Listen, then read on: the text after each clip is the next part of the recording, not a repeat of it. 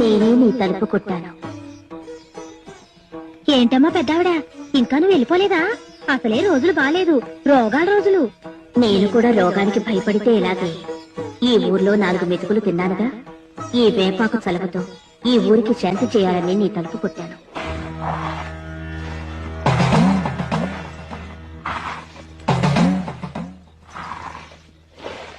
ఈ అర్ధరాత్రిపూట యాపాకు రోడడం ఏంటి? ఎందుకు? దేనికోసం అమ్మా? అది కాదే, నడుజావు దాటితే మహమ్మారులు ఈ ఊరి పొలిమేరలు దాటుతున్నారే. ఈ ఊరిని మొత్తం తినేస్తారే. మానవ మాత్రులం, మనం ఏం చేయగలం చెప్పు?